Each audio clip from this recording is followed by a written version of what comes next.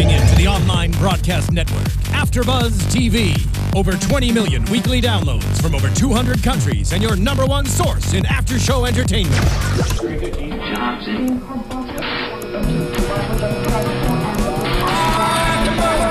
AfterBuzz TV, the destination for TV superfans, producing after shows for over 300 of your favorite TV shows, interviewing celebrities and showrunners, and bringing you behind-the-scenes exclusives. All thanks to E! Entertainment's Maria Menounos, producer Kevin Undergaro, and internet leader Akamai.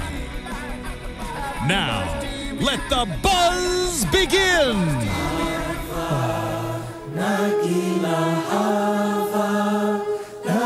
It is a very spirited night here at AfterBuzz TV. Welcome to the Epic Meal Empire After Show. My name is the Internet Soapbox Mark, and joining me as always is, of course, Championship Wrestling from Hollywood's own, the Hobo. The hungry Heritage Champion. Yes. Could have gotten you just switch out hungry Hobo? Yes. All right, make it work. Tonight we are going to be covering 2 episodes. First of all, welcome to our new night where we're going to be here on Thursdays. Every other Thursdays we're going to be going off. Every time there's going to be Ruby, we're not going to be on. Every time we're on, Ruby's not on. So one way or another, you're going to see the Smarky Mark over here. Yeah, I'm going to be here at 7 and 8. In this time slot. Going to be here at 7 and 8 pretty much every Thursday until the next couple of while. So we're going to get started with episode 7, Challahwood, and this was the beginning of kind of the more straightforward episodes. Yeah, it was just pretty much the A plot, no real B or side plot. It was all this entire episode was about Harley's family and them coming to visit Los Angeles. We get started with the donut casserole, which is one of their kind of better breakfast items. Anytime they do breakfast, they do it in such a way that, I mean, you can't help but confirm, yeah, that's why they're called Epic Mealtime.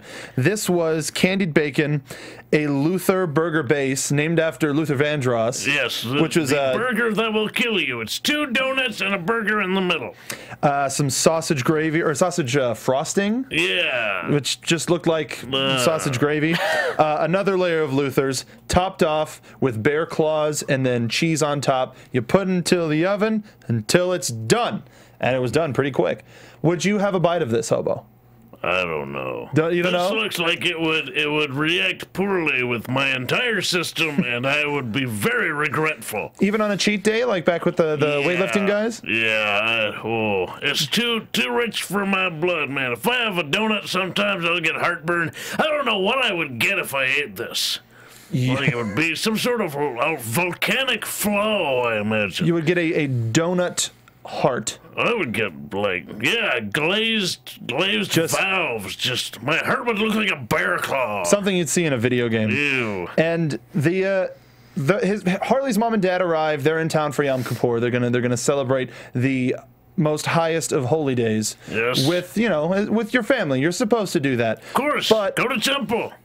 Go to shul. As you should know that. What? It's the same thing. Yeah, no, it was bad. It was really silly. But as we soon discovered, the Morensteins travel in packs. So we got uncles, we got aunts, we got his brother and sister. We've got essentially the whole Morenstein clan. His grandfather, who looks like he's about 150 years old. And walking through just looking like an ordinary old son of a biscuit, that one. Yep. Yeah, I mean, what do you expect from... He's old and he's got the grump. He's allowed. He's allowed to. He gets that permission. They're trying to get him to go, Harley to go to temple with them, because it's part of the gimmick. It's a family time. We're all supposed to go to temple together, and Harley won't. I haven't sinned all year. Why do I have to go? I'm not going to go. I'll go. I will sin the day after, and then why don't you all just pray for me as if I was there, but I'm not going. I guess sin is in the eye of the beholder in this case. Harley doesn't believe he has sinned, therefore he does not have anything to repent for because, well, in his eyes, he has not committed any sins. That's pretty healthy. So, yeah, I guess that's just how we're going to play this game right now. Sure. If you don't feel like you're doing anything wrong, then how does, I mean... Don't apologize if you don't think you've done anything wrong. You're your own judge, jury, and executioner. Probably more on the executioner part, yeah. No, breaking kosher by having what is it that they eat all the time? Bacon. All of the bacon. He is the worst Jew when it comes to staying kosher. Oh yeah, and in a lesser extent, Josh and Dave as well. And then there's all the meat and cheese together, which is also very unkosher. Yeah, everything he does, I mean, food-wise, there's nothing in keeping with kosher law. Nothing. Absolutely nothing.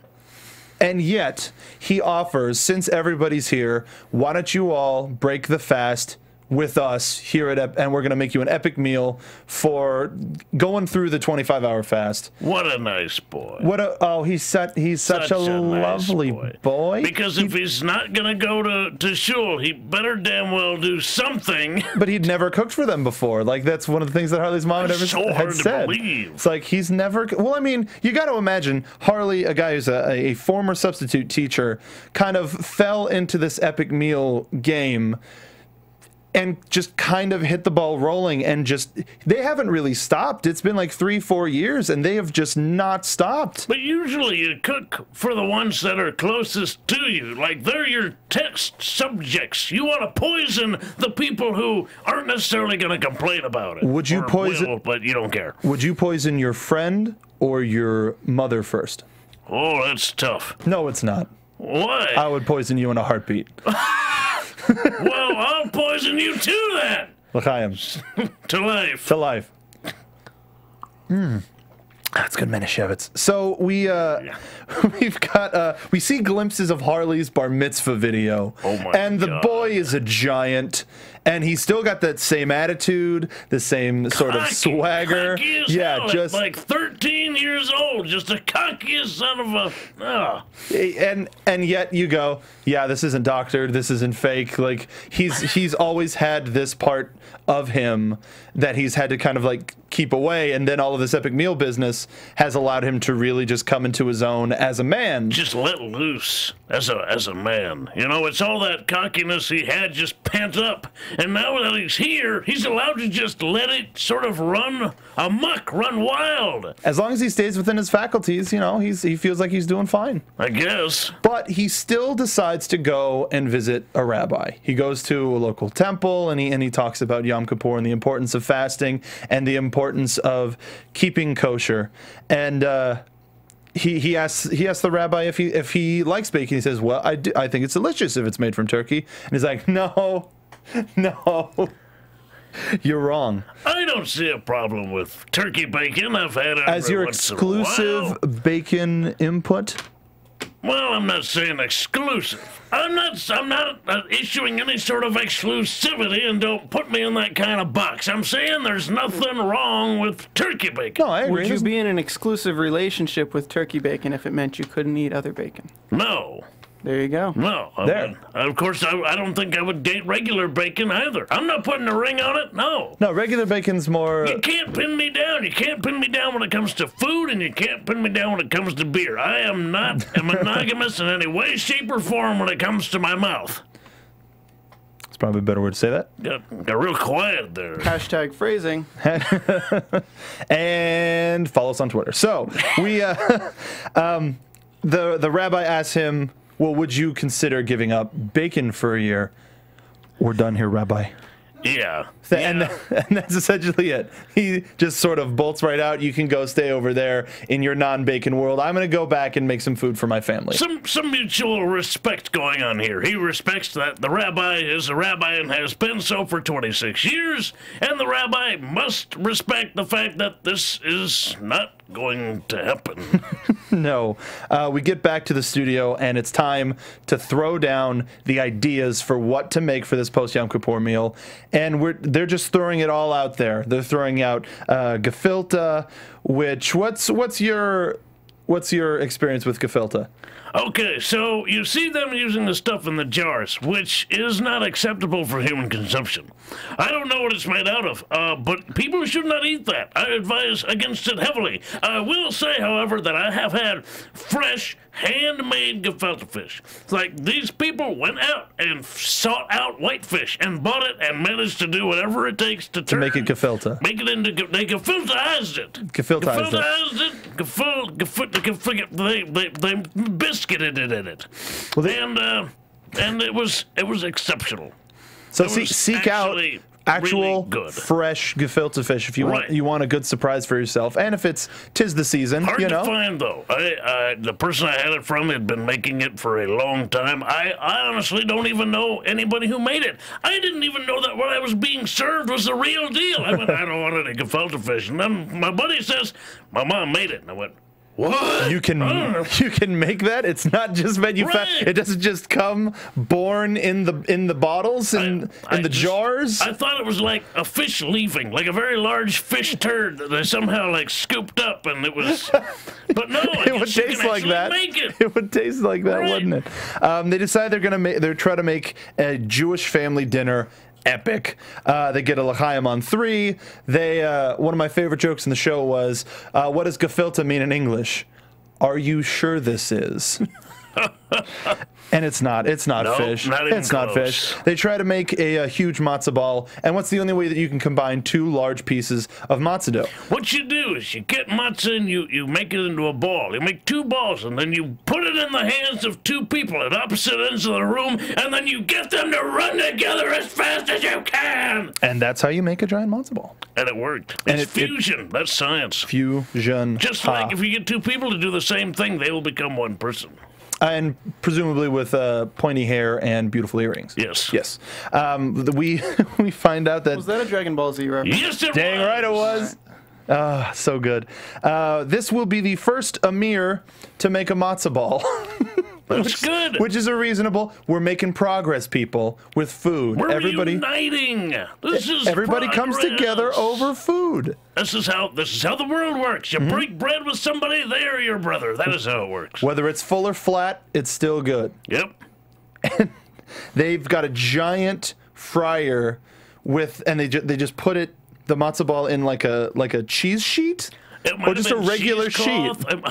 I don't think cheesecloth is strong enough to hold it's very weak. This thing had weight to it. It was solid, and it soaked up all of the moisture. So they had to, like, get something, almost a crane, to come and hoist the damn thing around. Or 3 people. 3 people. Either way. That's heavy. That's a lot. There's another one of my favorite jokes. Lower it. Gentle. Gentile? Super gentile. Super gentile.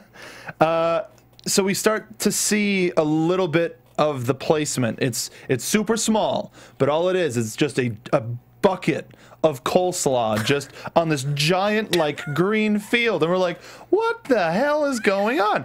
So we got a beautiful setup, a wonderful long table with nice cutlery and porcelain plates, and it's a nice dinner. You gotta make it nice. Yeah. You haven't eaten anything in 25 hours. Enjoy yourselves. Have a nice dinner, nice meal. Harley starts ramping everything up, and they're getting antsy because like, okay, we don't know what you were doing for the past day, but we haven't eaten in 25 hours. So if you could please just raise the curtain.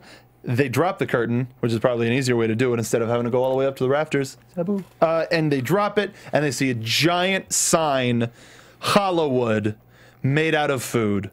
Yeah. And it's mostly like sandwiches and just like bread framing with like what was all in it? They had one with lox in it, one with liver in it, eggs, bagels, a kiddie pool with the matzo ball soup in it. Never have I ever seen anything that's creative. Honestly, that was a level of creativity that was just. That's the thing with these guys. You never expect where they're going to go with this stuff. How do you make a Jewish meal epic? Like they did that. They put a little bit of bacon into the matzo ball soup, but just to trick everybody. But like one of his ants was just like like, the fat ant was like, yeah. Bless her heart. Yeah. And it's like, hey, you just got off of the fast. You can break kosher for this will be your first thing you atone for exactly. Year. Come on. Everybody has a wonderful time, a wonderful dinner, and at the end of the dinner we conclude the show with an Amir mitzvah. Because Amir he would go to bar mitzvahs or see people with bar mitzvahs and always just be like, I wanted to be the guy in the chair. I just wanted like the throwing him up in the chair. And so we got everybody brought him over to a chair. They got all of the stronger gentlemen of the party and started throwing him up and down in the chair. All of the gentlemen of the party, because Amir is not in any way a small guy. No, it took everybody. But Grandpa wasn't there. Grandpa was not there. No, though. Grandpa No. needs to sit down. Yeah, he's earned it. Yeah. We've got Harley saying for years his parents have gone through gone through life not knowing or not understanding what he does, and now, firsthand, making them a meal, I have confirmed that my parents have no idea what I do. Which, I mean, it's fair. It's really fair. Harley is a modern Renaissance man. He's got the beard, a beard of Da Vinci. He does, but I think his appetites are more geared toward food than toward other things. They built a coliseum out of food, and then fashion out of food. They're true. breaking a lot of stuff here by just going for it. They're doing things that nobody thought were possible, or rather, that people did think were possible, but weren't able to actually do or comprehend. Right. I mean, you can to imagine it is not to do it. To do it takes real guts. It takes ingenuity to actually make something real. You can have an idea. Anybody can have an idea. But to create it is totally different and so much more difficult, and I think really garners a level of respect. All hail Morenstein. Respect that. All hail Morenstein. Solid episode. It just, without the B plot, it super just flew by. Like 100%. The episode, by the time they got to the reveal, I was like, holy crap, the episode's over. Right. That seemed so strange, but it worked. It really, I think it streamlined it. Mm-hmm. Like, before, it would be like, all right, stop, and then something else, and then stop, and then continue over here. It was kind of like with when Mythbusters used to, like, the show format of, here's something awesome is going to happen. You know what? Let's go to the B team for like 3 segments, and then we'll come back to the thing you want to see. Whereas opposed to this, it was just all the way through. You still got the starting off with the epic meal, and then you just went right to the finish, which was cool. But that's the difference between, let's say, Mythbusters and this. Mythbusters has got an hour's worth time slot. This is only 22 minutes. You don't need the B plot for something that's this short and, let's say, dense. The other shows were incredibly dense, almost hard to follow because of all the action and everything that was going around. It being streamlined like this makes it a little bit easier to digest, let's say. Yeah. Pun intended, basically. No, that was real good. That was a good one. I'll give you that one. Thank you. But our next episode, again, was a flip the script, different type of episode. We find out after the Tex-Mex lasagna, which is what we start episode 8, Fabionnaise, with. I would eat the hell out of this. So, I mean, it essentially sounds... It's exactly what it sounds. Bottom layer burritos, cheese and taquitos in the middle, then another layer of burritos, and then just a whole bunch of like nachos and cheese. Bacon. Jalapeno bacon. Yeah. It's like they probably put it into a food processor, and then just rubbed it on like they do with most of their other bacon creations. And like, I mean, I would have a bite of this in a heartbeat. Because like when they cut it open, or when they were serving people, it was essentially just a burrito with 2 other Mexican dishes on top of it. So it's like it was an entire meal. It wasn't super. Like, this one wasn't, like, super carby. This one seemed like something that you could probably order at a Mexican restaurant down the street. Right. Or you could assemble it yourself. This is kind of like the... You kind of could. This is the DIY epic meal. It was really cool. You could handle it, as it were. That's for you Epic Mealtime fans. But as they're enjoying it, as they're enjoying the... now I want a burrito. Tex-Mex lasagna. We live. This is Los Angeles. We should There's go. Mexican food everywhere. We can make this happen for us. Dude, we could probably make it back before NXT. But Josh, while he was out and about, got confronted by Fabio Viviani, who was a former competitor on Top Chef, challenging EMT, saying, "I bet I could make an epic meal better than you." Throwing the gauntlet down. He's he's a very confident man, this Fabio. He's Italian. All Italian men have a level of charisma that really is something to behold.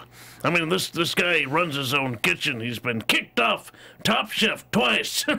But he was popular enough to make it back on for another season. That's sort of the magic of it. Not only did he get kicked off once, which is enough for any person, the man came back. Yeah, the man came back to try to get some sort of a win at all. Just like I'll try to. I don't even know if he cares about winning. He's just like I know I am better than this, and I will come back because I have faith in myself. He is so charismatic. He does not care about your opinion of him. His opinion of him is far superior to yours. No, I agree with that. Yep. His opinion of himself is far better than just you as a person. Right. He doesn't have to listen to you. He knows how great he is. Harley comes into the cafe to meet Fabio, and he summons wine right away, and it appears he has total control of his kitchen, as you can see. As he should. And they make an agreement to switch members of their team. So. Oh, but what they make, man.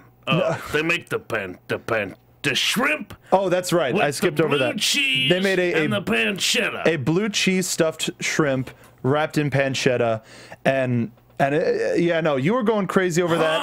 I'm not a big blue cheese fan. I would take a huge bite of that. I would give it a shot because all of that probably is very good together. That's like oh my god. But this is so rich. Harley just was like, I see what you're trying to do. It's not me. This isn't me. They decide to trade chefs. Fabio sends his sous chef, his right-hand man, to the Epic team, and the Epic meal team sends over Dave. So essentially, they're not missing anything, and they're kind of giving Fabio a bit of a disadvantage by sending Dave over. At least that's what everybody says. Right. Dave has a lot more to offer than initially thought. Well, I mean, they were definitely putting Dave down. They did not think that he was gonna really deliver anything, any sort of positive influence for Fabio. So they thought, well, we're safe. This challenge is definitely in our hands. So another part of the agreement is the actual meal itself. Fabio says, I want you to make my roasted chicken recipe that came down from his mother or his grandmother. From his grandmother, and Harley told him to make the meatball Death Star. That is an early Epic Mealtime episode, and it's still one of my favorites. It's essentially an inside-out bowl of pasta with a giant meatball, and it's filled with ravioli and pasta and all sorts of It's kind of like a meatloaf with pasta in the inside. Yeah, it is. That's one where I watched it and went, I want to make that. Like you can even do it on a smaller scale, but no, you got to go big. Cut it with a chainsaw, a fresh one, not a used one. Don't ask me how I know that, but they go back to the planning stages, and they decide they figure out how they try to make everything epic. We see the Epic Mealtime grid. How can we do a pizza with Nutella on it, or a burger with Nutella on it, or Nutella? You know what? I'm definitely behind the Nutella. That's all you need, really. Just super rich hazelnut. Just with a spoon. That's all you need. Just like a big, a soup tureen filled with Nutella. What if the spoon was a hard pressing of dried Nutella? So it was Nutella formed into a spoon, put in and baked so that it was hard, so that the spoon was Nutella. I don't even know if that's possible. I'll make it happen. It'd have to be really dehydrated. I'm making your dreams come true. Nutella spoons. Nutella spoons. It'll happen. Dude, the flippin' everybody's obsession with hazelnut cream. I'd be surprised if that hasn't happened yet. To stir coffee with or something. Oh yeah. Yeah, that'll be a thing. Yeah, that'd be smart. That'll be a thing. So they decide that it's time to unleash something that they've had planned for years, something that they never thought that they would have to unleash upon the world, and that's Operation Plan B. And no one will say what it is. Natalie keeps asking, is confused what is it? and She's kind of scared. Yes, she's frightened. What is Operation Plan B? What are you idiots doing? But we, as the questions continue, Dave arrives at Fabio's place, and he's kind of a consultant for how to make him do how to do this in an epic way and maintain the epic way in which it was made. But so he starts to put him to work. You know, cut the onions, cut the peppers, start grating some cheese. And the man can't do one damn thing right. I disagree. Their kitchen's like speed is not professional chef. Like, I need to get this plate out in 5-10 minutes. Quality, you know, he can cut. Like, I'm sure over the years he's picked up how to cut things. Like, he wasn't just with the camera the whole time, a knife and a fork eating stuff because he's Cousin Dave. I legitimately think that this was playing it up for the camera. This was also Fabio just trying to bust him up a little bit. Probably. And while Dave is going through all of this, everybody's making fun of Dave to his face, essentially, about how Fabio's essentially toast because he's got Dave on his team. Go get me some water. Chef, where do you keep your water? In the lake! Yes, that's true. So Jonathan arrives at the Epic Meal Kitchen, and he's Dave 2.0. They feel like they got a ringer. They keep making fun of Dave. And they're trying to talk about what they can they're essentially making regular roasted chicken, and there's nothing really too. It's subtle. Yeah. Roasted chicken's a very subtle dish. You can't go, too heavy on the seasoning. It's a subtle art. A chicken can be, especially a roasted one like that. Definitely not in their wheelhouse. No. That's the challenge. That's part of the problem with this challenge for them is they can't figure out how to create something epic that is so not even bland, but just subtle. Basic, not. I mean, there's a way that you can make. I had roasted chicken over the weekend that was beyond just mind blowing. Of course. But it's when you hear roasted chicken, you go, is there anything else? Like it doesn't leave a lot to the imagination. Right. You know exactly what you're getting. You know what it's going to be. I mean, it's going to be good. You think you know what you're getting because it's always, hopefully, it's a little bit better than you expect. Because it's chicken. It can always be good unless you really mess it up. Don't mess up chicken. No. We shoot back to Fabio's kitchen, and Dave's starting to fit in. He asks, Chef, what are your feelings on cilantro? I hate cilantro. You know what? Maybe you're not too bad of a guy after all. They start connecting. Finally, something. and it seems like they might actually start to connect. They're having a good time. Maybe Dave isn't as useless as I initially thought. It's a little thing. They needed one small thing to sort of make a connection, and after that, things started to go a little bit more smoothly. Yeah, smoothly. He ends up giving him one of his aprons from the restaurant as sort of like a show of goodwill. Thank you for helping today. Is a real. That's pretty cool. Yeah, honestly, it was like an olive branch. That's a hell of an olive branch, and a tip of the hat to Dave. And as we get back to the Epic Mealtime kitchen, they initiate Operation Plan B, and we still don't know what Operation Plan B is. But they're all very serious. Everybody's about excited. It. Natalie's freaking out. Jonathan is beyond just like, what's going on? And they cut to the judging, and it's lit like Top Chef, and they've got 4 people waiting to taste everything. Wow, that was gross. Excuse me. They reveal Fabio's meatball, and it's small. It's really small. Was it small? Smaller than you would expect it to be? It was probably about... it seemed more like a meat pie with the pasta in it, so it's probably as a way to kind of keep all of the tastes in and together. He used a lot more vegetables than the Epic Mealtime guys did. He essentially made a whole Italian dinner stuffed in a giant meatball, which is admirable. That's something that you might actually find at a bigger restaurant, maybe something to share with the family. Right, and although his meatball was smaller because he's only got to feed 4 people this time. This is not a catering event. There are not multiple people to feed. There are 4 judges that you have to impress. So taste above size more than anything else. Yeah, you've got to make sure that you hit all of the right notes. They were judging for a lot of different things. They were. But we finally see what Operation Plan B was. And it was throw everything in a blender and we'll do what we can with it. So we've got Fabionnaise, which is just a spread made from the roasted chicken and all of the sides on a baguette. On a baguette. Which actually, I'll admit, Fabionnaise on its own looks really gross. Like totally. I don't even like chicken paste. I don't like mayonnaise, and this was like meat mayonnaise. So I mean, the name didn't do it any favors either. No. We also got the Fabsicle. Which was literally just frozen Fabionnaise with just a whole. They put water in it as opposed to like maybe chicken stock, which possibly would have done a little broth or something, water. but they just did water.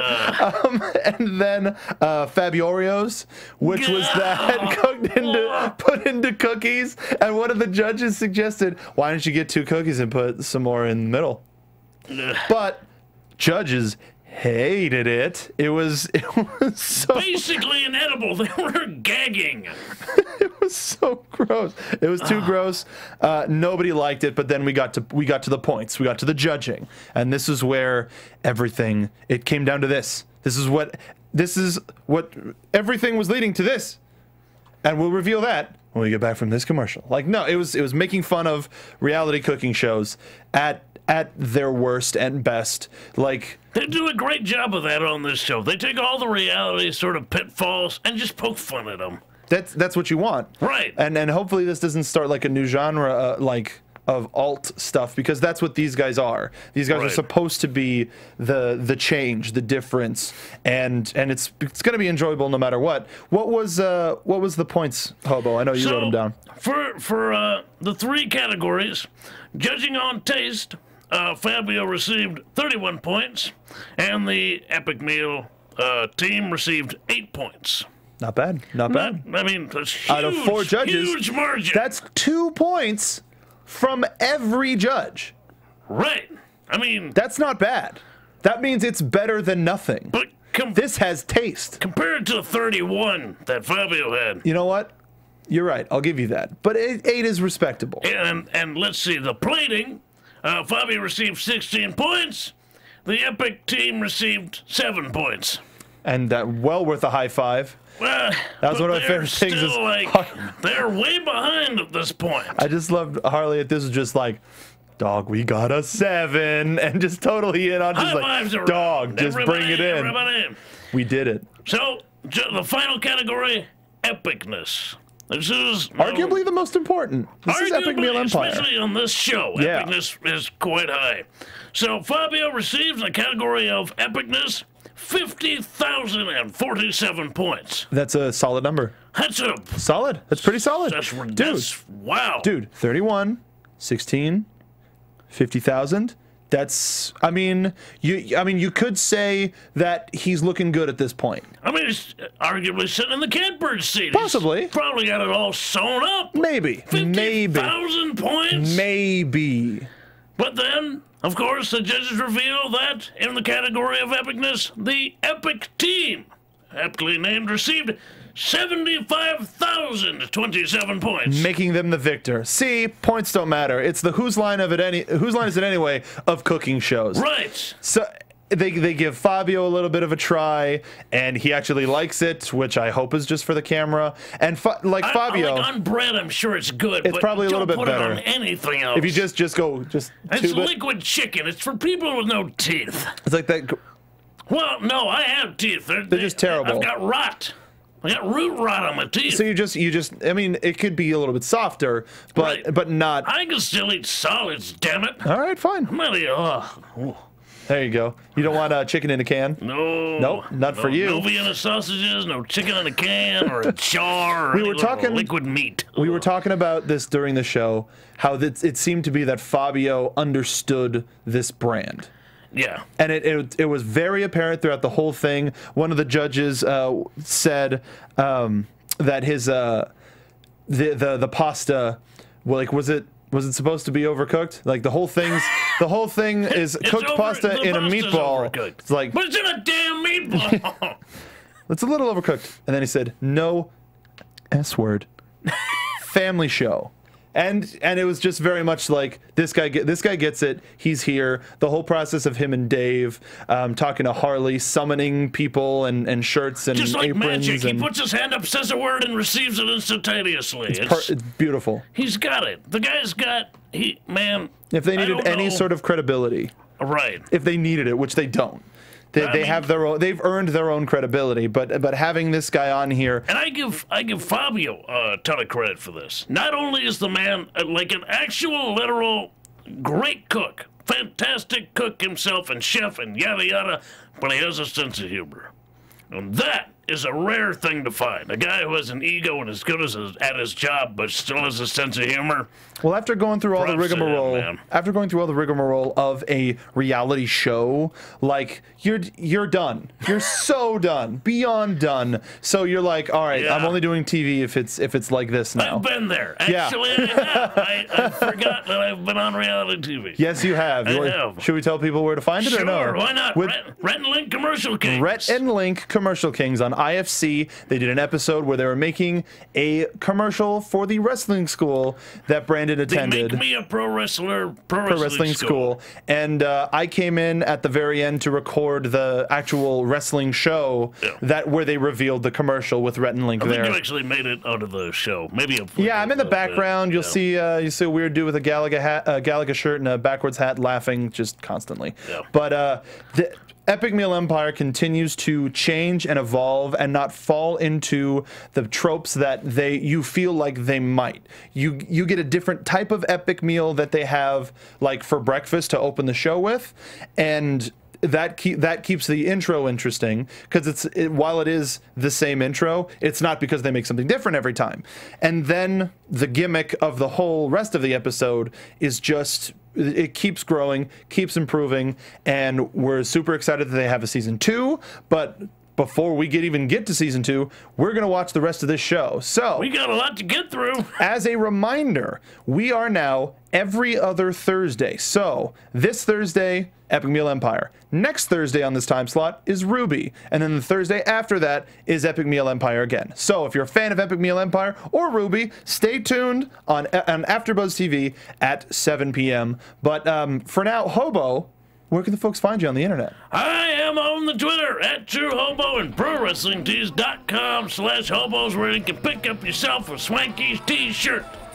And the swanky t-shirts they are. I like that shirt you're wearing there. Is that available? Well, it might be. Oh. It might be. Oh, teasing. I'm a fan of it. Just keep an eye out. All right. And you can find me on Twitter at SoapboxMark, and you can find us on Facebook at SoapboxCarTV, and us on YouTube at SoapboxCarTV, where you can find out. How's that doing, buddy? I'm trying to keep it still. You can find out how I messed up my hand. That Street Fighter. Yeah, man, go watch our episode where we played Street Fighter, and I got a little bit overzealous, and little bit. Now I have to be stuck in this. But you can follow all of us here at AfterBuzz TV on Twitter. You can rate us on iTunes. You can like us on YouTube. Make sure to subscribe. Leave comments because we're in the comments answering to them.